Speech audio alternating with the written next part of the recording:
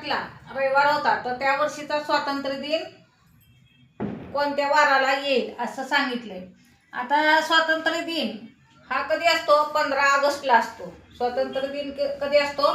15 ऑगस्टला असतो. जुलैचे किती दिवस झाले? 30. 30 अधिक 15 करायचं. 15 ऑगस्टला किती झाले? 45. एकूण दिवस किती झाले? 45. 45ला आपण 7 भागूया. 45ला 7 भागायचं.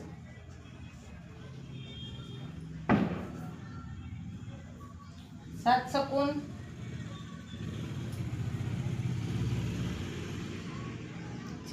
42. बाकी किती उरली?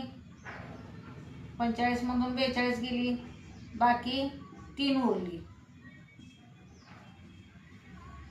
मग रविवारच्या पुढील तिसरा दिवस, रविवारच्या पुढील तिसरा दिवस सोमवार, मंगळवार आणि बुधवार.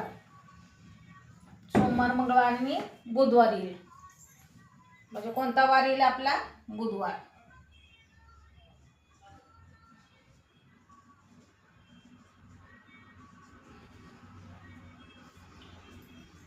प्रश्न 5वा बघूयात.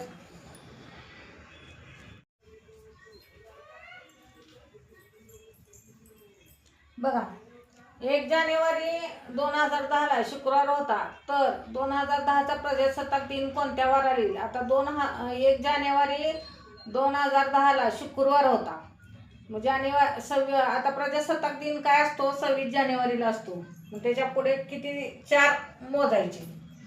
आता आपलं बेसिकमध्ये आपण 1, 2, 3, 4, 5 ह्या तारखांना येणारे वार काय असतात? सारखे असतात सांगितले. मग 1 जानेवारीला शुक्रवार होता, मग त्याच्या पुढे 4 म्हणजे 5 तारखेला येणारा वार हा सारखा असणार आहे. म्हणजे 1 जानेवारीला शुक्रवार, 2 जानेवारीला शनिवार, 3 जानेवारीला रविवार, 4 जानेवारीला सोमवार आणि 5 जानेवारीला कोणता वार येईल?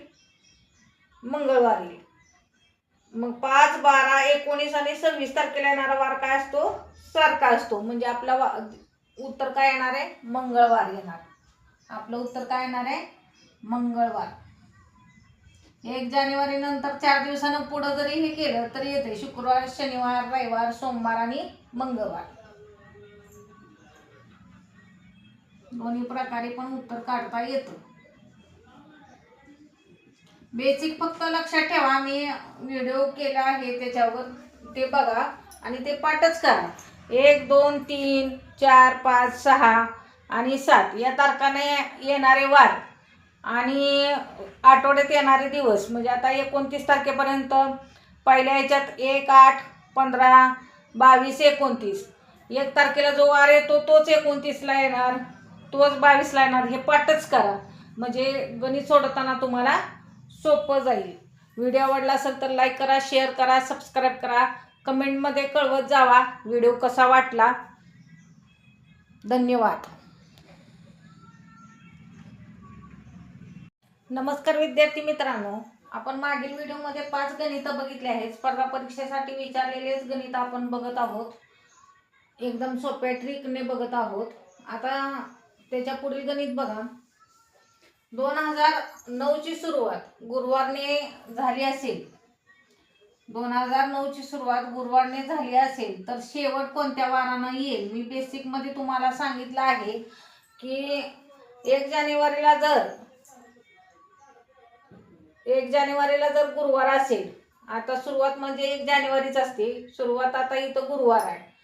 1 जानेवारीला जर गुरुवार असेल तर शेवट सुद्धा डिसेंबर महिन्याचा शेवट सुद्धा गुरुवारनेच होणार. म्हणजे 31 तारीख सुद्धा 31 डिसेंबर ही तारीख सुद्धा काय असणार आहे? गुरुवारीच येणार आहे.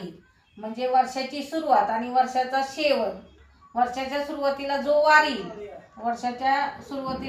येईल तोच वार वर्षाच्या शेवटी येतो, हे लक्षात ठेवा. म्हणजे वर्षाचा शेवट हा गुरुवारनेच होणार आहे. वर्षाचा शेवट हा गुरुवारनेच होणार आहे.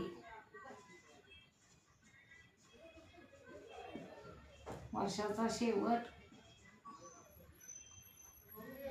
गुरुवारीच. ट्रिक एकदम सोपी आहे, लक्षात ठेवा.